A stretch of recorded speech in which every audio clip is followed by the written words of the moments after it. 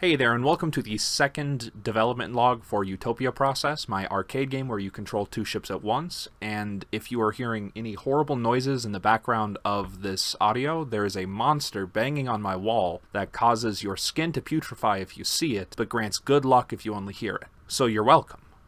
Now, good news, Utopia Process is now up on Steam, and you can go and wishlist it now. It helps out with visibility so much if you do, and there will be links to be able to do so in the description. Now, in the background, you are likely seeing a bit of me drawing. It's just me practicing on the iPad. It has nothing to do with the game, just needed some practice while waiting for the store pages to go up. Hopefully it is some good visuals. Okay, so I tried to do a bit more traditional development log the first time, in which I just kind of tell you what I'm working on, how everything's going and all that, but I was kind of boring myself to tears because I am very much in the quality assurance, polishing, very dry finishing stuff, and there really just isn't a lot to talk about outside of, I guess if you like slightly better UI elements. So that's what I'm going to be working on for 2 months. I'm not going to make YouTube videos about that. Instead, I'm going to make YouTube videos about just different aspects of the design of the game and why I went with those decisions. And you'll be able to see all these decisions in action March 31st of this year. That is when the game is coming out, no matter what. Unless maybe I stub my toe real bad and can't work for 3 weeks. We'll see. Today's topic is randomness. So I guess the obvious place to start is why even add randomness to a throwback arcade game? My favorite games in the genre, Galaga, Pac-Man, they don't really have a lot of randomness to them. They have different state machines in the case of Pac-Man to control how the ghosts move. And in that way, you can have a perfect game of Pac-Man. So even though it feels like there's a lot of dynamism, you can perfect the original game. It wasn't really until Miss Pac-Man that a separate development team added randomness in and destroyed that idea of the perfect run. Galaga has different stages, but every single time you play a stage, it will play out the same way. The complexity of the systems is where different experiences come in. This game is very much more of a one-screen arcade game that doesn't go through different stages, though, so randomness for me is a way to add interest between different attempts by changing up that one stage and escalating difficulty. The thing is, I have neither the skill nor inclination to make some massive procedural system that creates a new arcade game every single time you play it. So when adding the randomness to this game, I did need to be careful to not make it too random, too unpredictable, or anything like that. I really had to think about how to do the right kind of randomness. And to me, that is randomness that you are able to react to. For me personally, I am a huge fan of randomness that is given to you and that you then have the chance to react to.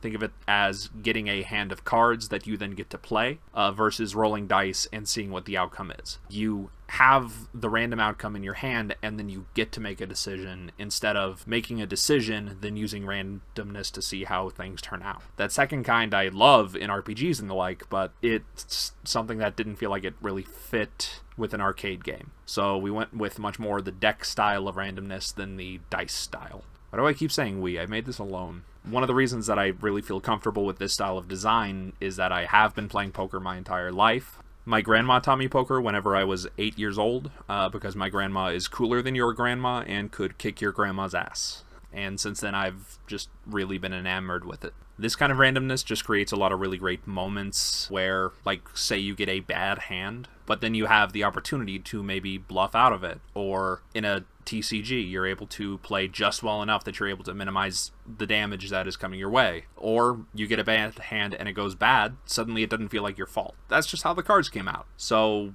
it makes failure feel less impactful while also making success feel more interesting. So I absolutely love this style, and that's kind of how it ended up leading into this game. I have not talked for more than 10 minutes straight since before quarantine started, and my throat is giving out, so I am taking breaks to drink orange juice in between takes. It is not helping.